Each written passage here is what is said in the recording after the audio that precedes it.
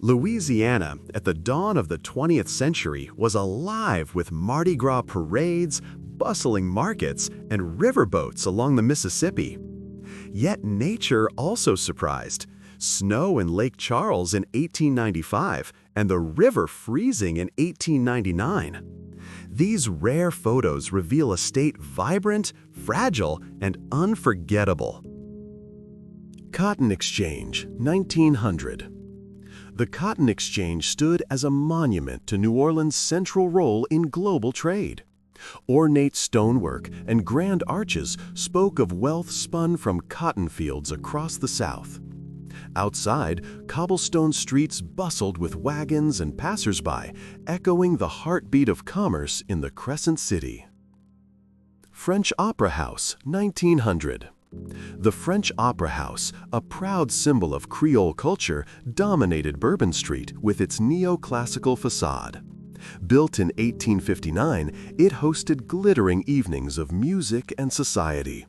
By 1900, carriages and streetcars passed its shadow, while its grand halls echoed with voices that shaped New Orleans' identity. Mardi Gras Parade, Canal Street. On February 27, 1900, Canal Street overflowed with color and music as Mardi Gras floats rolled proudly through New Orleans. Costumed riders waved to cheering crowds packed along balconies and sidewalks.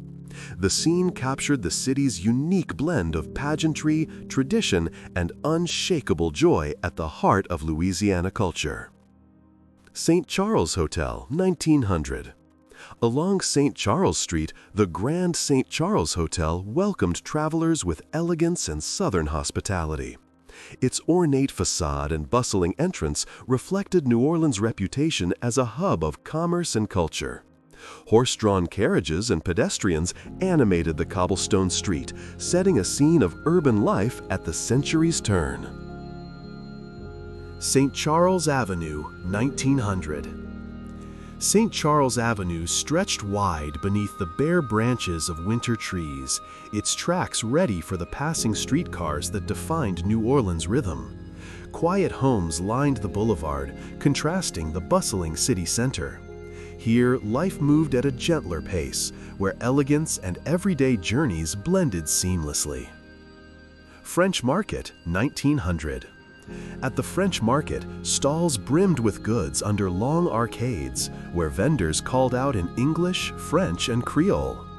Decatur and Peters Streets bustled with wagons and shoppers, the air thick with spices, seafood, and coffee. It was here that New Orleans' diverse cultures mingled in daily commerce. Riverboat America of Galena, 1900. At the foot of Canal Street, the sternwheeler America of Galena rested at the levee, surrounded by towering stacks of cargo. Workers bustled across wooden planks, loading goods that bound New Orleans to the heartland. The riverfront pulsed with industry, where paddle wheels carried prosperity along the Mississippi's restless currents. Skyline from Algiers, 1900. From the Algiers riverbank, New Orleans rose across the Mississippi, framed by ferries and steamers like the Thomas Pickles. The panorama revealed smokestacks, warehouses, and church spires, symbols of industry and faith. The wide river bound the city together, its waters carrying both commerce and culture between shores. Canal Street and Henry Clay Monument, 1900. Streetcars rattled past the Henry Clay Monument at the heart of Canal Street, where tracks converged and crowds gathered. Horses, carriages, and electric trolleys shared the bustling avenue, a symbol of progress in motion. The statue stood tall, presiding over the daily rhythm of New Orleans' growing modern city. Esplanade Avenue, New Orleans, 1900. Streetcar tracks stretched along Esplanade Avenue, flanked by elegant Creole townhouses shaded by bare winter trees. The grassy median carried the quiet hum of daily life, where residents strolled and neighbors greeted one another. This peaceful boulevard reflected the city's blend of French heritage and Southern charm at the century's turn. Royal Street and Clio streetcar, New Orleans, 1900. Along Royal Street, balconies with ornate ironwork leaned over the narrow roadway as a streetcar marked Clio rattled past. Laundry fluttered above shaded galleries while residents lingered on stoops. This timeless scene reflected the intimacy of the French Quarter, where everyday life unfolded beneath layers of history and charm. Steamboat Red River, Alexandria, 1900. Docked at Alexandria, the paddle-wheeler Red River rested low in the water, its decks stacked with bales of cargo. Workers tended to the great wheel at the stern, ensuring its readiness for the river's demands. This vessel became a familiar image on postcards, symbolizing Alexandria's lifeline of trade and travel. Carondelet Street and Moonlight Towers, New Orleans, 1900. Towering arc light fixtures known as Moonlight Towers lined Carondelet Street around 1900, casting their glow over the busy district. Originally built for illumination, they were soon repurposed to support the city's growing web of electrical lines. In the distance, spires and hotels marked a skyline balancing old traditions with modern progress.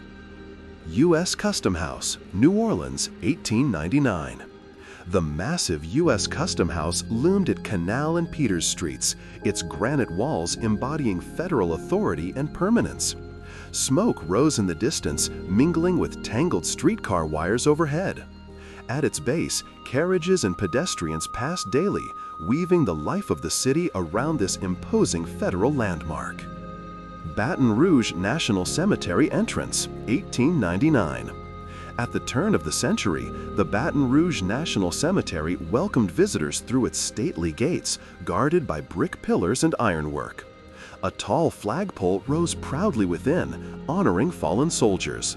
Shaded by trees, the entrance embodied solemn remembrance, linking Louisiana's capital to the nation's enduring legacy of sacrifice. Residents viewing ice on the Mississippi, Edgard. On February 13, 1899, Louisiana faced its coldest day on record. In Edgard, residents gathered along the Mississippi River, astonished by chunks of ice drifting past. Temperatures plunged to -16 degrees Celsius, halting shipping for weeks. This rare freeze transformed the mighty river into a spectacle of nature's unexpected power. Old Beauregard Home, French Quarter, New Orleans, 1899. Two young boys lingered by the side entrance of the Beauregard House, its wrought iron railings and shaded gallery whispering stories of the French Quarter's past.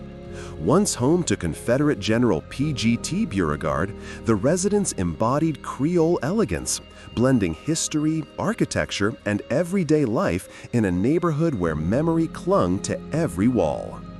Royal Street, New Orleans, 1899.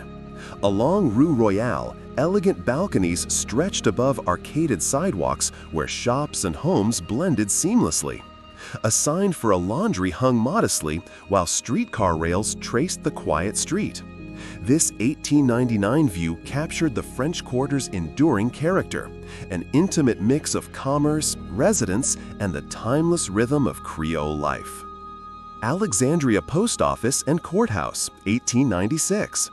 This imposing federal building in Alexandria, completed in 1896, served as both post office and district court.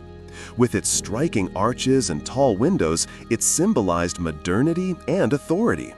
It was a vital city center until 1933, when the court was abolished, remaining a reminder of Louisiana's urban growth. Kolb's Hotel, Charles Street, New Orleans, 1895. Streetcars and horse-drawn carriages rolled past Kolb's Hotel, its terraced balconies overlooking bustling Charles Street. The hotel's name crowned the building proudly, welcoming travelers to a city alive with commerce and culture. In 1895, this corner reflected New Orleans' dynamic spirit, where tradition and modern transit shared the same streets. Lake Charles Snowfall, Louisiana. On February 15, 1895, Lake Charles awoke to a rare blanket of snow, frosting rooftops and trees. The Miguel Rosette home stood quietly at the corner of Peugeot and Bilbo streets, transformed into a winter scene uncommon in southern Louisiana. Residents marveled at nature's fleeting gift in this subtropical town. J.B. Sandos Store, 1893. In Opelousas, the J.B. Sandos store stood as a hub of rural commerce, its wooden facade advertising harnesses, carriages, and gigs. Farmers and townsfolk gathered at its porch, where business mixed with conversation. This modest yet vital store reflected the resilience and resourcefulness of Louisiana communities in the late 19th century. Electrification of streetcars, Baton Rouge. In April 1893, crowds gathered before the Hotel Lafayette to witness the driving of a silver spike, marking the electrification of Baton Rouge's streetcars. At the corner of Lafayette and Main Streets, citizens celebrated progress. The event signaled a new era of modern transportation, reshaping daily life in Louisiana's capital. French Quarter Street, New Orleans, 1890. Weathered wooden balconies leaned above narrow stone sidewalks, where children played and neighbors lingered at doorways. The French Quarter showed its age in cracked plaster and sagging beams, yet life thrived in its shaded corners. This intimate scene revealed New Orleans' enduring spirit amid the charm of its old streets. Mule-drawn streetcars. In 1890, Baton Rouge streetcars were pulled by sturdy mules along muddy tracks, linking neighborhoods before electrification arrived. Passengers crowded the wooden cars while drivers guided teams through the bustling streets. The old state capitol loomed in the distance, watching over a city balancing tradition with the stirrings of modern progress. Orleans Street and St. Louis Cathedral. Looking down Orleans Street, the rear spire of St. Louis Cathedral rose above modest Creole cottages and iron balconies. The cobblestone road led straight to the heart of Jackson Square, linking neighborhood life with the city's spiritual center. This 1890 view reflected New Orleans' balance of faith and everyday rhythm. Storyville, Basin Street, New Orleans. In the 1890s, Basin Street's Storyville district rose with ornate townhouses and lively facades. Here, prostitution, gambling, and vice were legalized and regulated, creating a notorious red-light quarter. Behind these walls, jazz found its earliest rhythms, mingling with scandal and spectacle, shaping New Orleans' cultural legacy before the district's demolition. St. Paul's Episcopal Church, New Orleans, 1890s. Rising tall on Camp Street, St. Paul's Episcopal Church displayed Gothic Revival elegance after its reconstruction in 1892, following a devastating fire. Its pointed tower and arched windows became a neighborhood landmark. Though demolished in the 1950s, in the 1890s it stood as a symbol of resilience and faith in New Orleans. Milk Wagon, New Orleans, 1890s. A horse-drawn wagon stood ready on a quiet New Orleans street, its driver perched beside large metal milk cans. Signs above nearby shops promised groceries and staples, framing the rhythms of daily life. In the 1890s, such simple deliveries connected households to the essentials that sustained the growing city. Johnson's Carriage Stables, New Orleans, 1884. On Magazine Street at Julia, Johnson's Carriage Stables rose with a stately brick facade and tall arched windows. Carriages waited outside, ready to serve the city's residents. In 1884, before automobiles arrived, such stables were vital hubs of mobility, linking daily life to horsepower in bustling New Orleans. Hurricane Aftermath, New Orleans, 1881. Between Piety and Desire Streets, wreckage from the Gulf hurricane of August 1881 lay scattered across the riverfront wharves. Men stood among broken timber and cargo, surveying the destruction. In the distance, the G.W. Dunbar shrimp cannery remained standing. This scene revealed the city's vulnerability and resilience against nature's violent storms. New Orleans docks, Mississippi River, 1880. Along the bustling riverfront, workers unloaded sugar from steamboats onto crowded docks, the air thick with the scent of commerce. Horses pulled wagons through throngs of laborers while smokestacks marked the skyline. In 1880, the Mississippi's wharves embodied New Orleans' role as a vital artery of trade and prosperity. Bower and Wild General Merchandise, Alexandria, 1880s. On Front Street along the Red River, the Bower and Wild store bustled with wagons, horses, and crowds of customers. Known as Alexandria's largest business of the late 1800s, it offered everything from dry goods to tools. This thriving hub reflected the growing prosperity of central Louisiana's river communities. Fire Company at U.S. Army Headquarters, Baton Rouge, 1875. A fire company posed proudly before the Commandant's house at the U.S. Army garrison in Baton Rouge. Horse-drawn engines and uniformed men stood ready beneath towering trees and a columned porch. This image reflected both discipline and civic duty, guarding Louisiana's capital against ever-present dangers of fire. Bayou Lafourche and Levee, Louisiana, 1864. Along Bayou Lafourche, the levee stretched south toward the Jackson Street Bridge. Modest buildings, including the former Frost Springer business, stood on the right, rooted in the riverside economy. In 1864, during the Civil War, the calm waters and dirt towpath framed a community enduring hardship while tied to Louisiana's waterways. Union soldiers in formation, Baton Rouge, 1863. During the Union occupation of Baton Rouge in the Civil War, soldiers stood in formation beneath tall trees, rifles upright in disciplined rows. Wooden buildings framed the background, blending military presence with the town's daily life. This image captured a tense moment in Louisiana, where war reshaped civic order and identity. Baton Rouge aftermath, Confederate attack. In the wake of the August 1862 Confederate assault, Baton Rouge lay in ruins. Blackened chimneys and skeletal walls marked where homes and buildings once stood. Amid the rubble, figures moved carefully, surveying devastation. This haunting scene revealed the scars of war, etched deeply into Louisiana's capital during the Civil War. Levee at Alexandria. In 1861, the levee at Alexandria lined the Red River with rows of docked steamboats, their tall stacks piercing the sky. Warehouses and goods stretched along the embankment, fueling the region's river trade. On the eve of the Civil War, this busy waterfront reflected both prosperity and looming uncertainty for Louisiana. Claiborne Avenue, New Orleans, 1858. Along South Claiborne Avenue, rows of two-story homes with wooden fences and gates faced the busy street. Trees lined the unpaved road, where residents gathered on brick sidewalks and market stalls thrived nearby.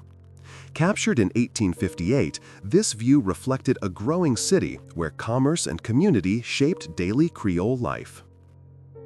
As you reflect on Louisiana's past, its parades, markets, storms, and rare winters, imagine the lives behind each scene. Would you have thrived among the music and commerce of old New Orleans, or chosen today's world instead? Share your thoughts below. When would you feel more at home? Yesterday or today?